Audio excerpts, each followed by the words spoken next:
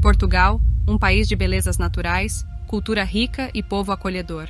No entanto, nem sempre as aparências contam toda a história. Por trás das paisagens deslumbrantes, há uma realidade muitas vezes invisível para aqueles que decidem deixar sua terra natal em busca de novas oportunidades.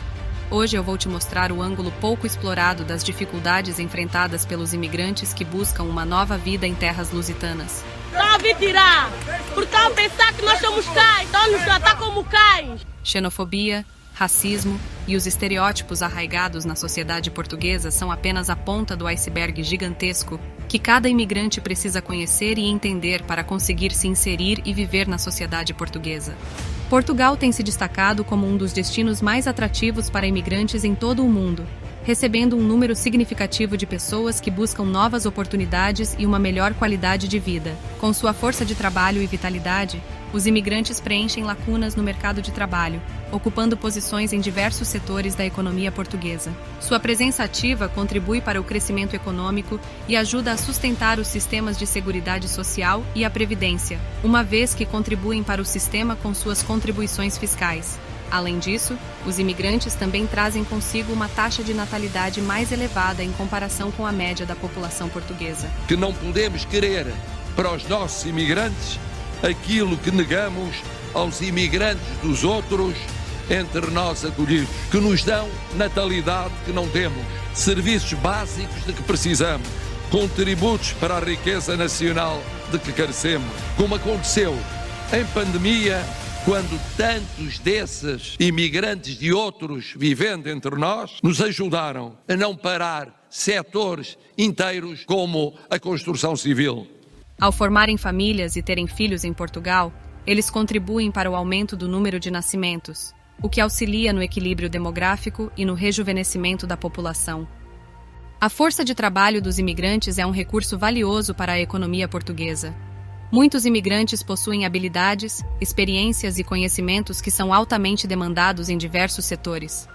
Eles desempenham funções importantes na agricultura, na indústria, na construção civil, no setor de serviços e em outros campos, preenchendo posições que muitas vezes não são preenchidas pelos nativos portugueses.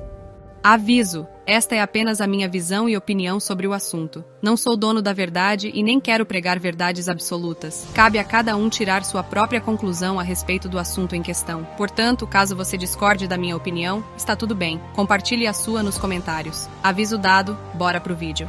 Na grande pirâmide dos grupos que mais sofrem preconceito em Portugal, podemos classificar da seguinte maneira. No topo dessa pirâmide temos o português nativo. Nasceu e cresceu em Portugal, pouco sabe ou conhece de outras culturas para além do que lhe foi contado através da grande mídia portuguesas.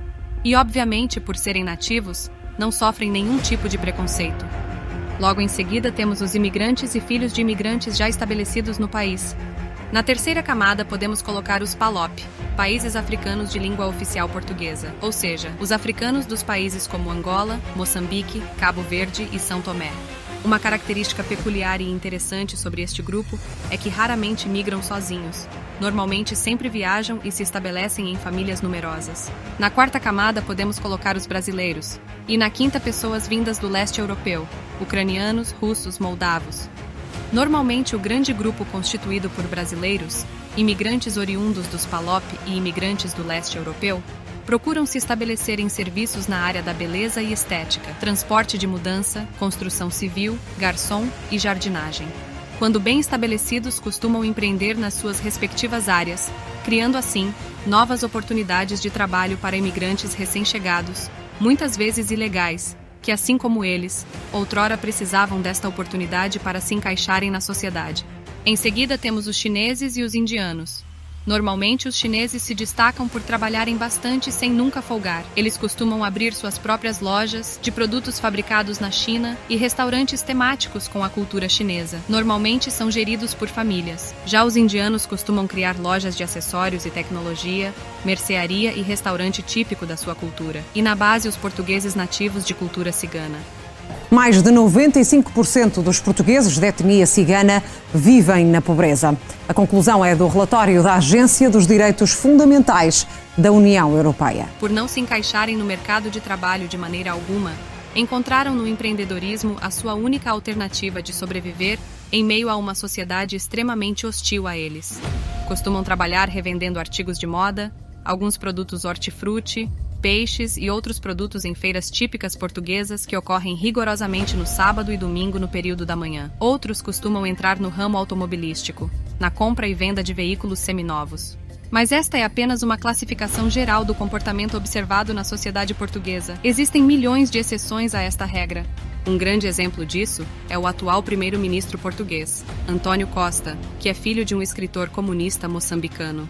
Alguns outros exemplos notórios de pessoas extraordinárias que foram capazes de ultrapassar esta dificuldade são Eusébio, de Moçambique, Quaresma, que é português natural de cultura cigana, Deco, natural do Brasil, entre outras centenas de jogadores de origem não portuguesa. Na música temos uma das maiores representantes atuais do fado português, a Marisa, que tem origem moçambicana. Mas se os imigrantes trazem tantas vantagens ao se inserirem na sociedade portuguesa, por que o povo português nativo tem tanta dificuldade em aceitar essas pessoas? Há séculos, Portugal tem sido um ponto de encontro para pessoas de diferentes origens e culturas. E esse contato com imigrantes remonta à época dos descobrimentos. Enquanto as caravelas portuguesas navegavam por mares desconhecidos, levando os intrépidos navegadores a terras distantes, uma teia complexa de relações culturais começava a se formar, já naquele período. À medida que Portugal expandia seu império colonial, estabelecendo colônias em terras distantes, os portugueses encontravam povos nativos com culturas ricas e diversas. Esses encontros foram verdadeiros caldeirões culturais, onde as tradições e costumes se misturavam, assim como a miscigenação dos povos. Na maioria dos encontros com estes povos, Portugal sempre se viu numa posição de superioridade, tanto intelectual como tecnológica. E uma das questões que eu me pergunto é a seguinte: será que, de maneira completamente inconsciente, a sociedade portuguesa trouxe consigo durante estes mais de 500 anos este sentimento de superioridade relativamente a países que outrora foram, entre aspas, inferiores?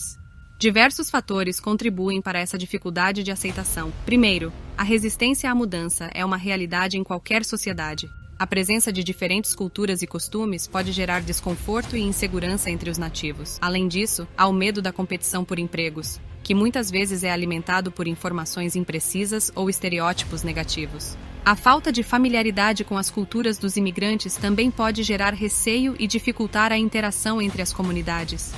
Infelizmente, em alguns casos, o preconceito puro e simples ainda persiste, levando à discriminação e exclusão. Mas e você, porque, na sua opinião, os portugueses têm tanta dificuldade em aceitar a presença de imigrantes na sua terra, visto que sem eles, provavelmente a sociedade portuguesa entraria em crise? E se você conhece alguém que pretende ir para Portugal ou reside na terrinha de Camões, ajude essa pessoa a entender melhor um pouco da cultura portuguesa.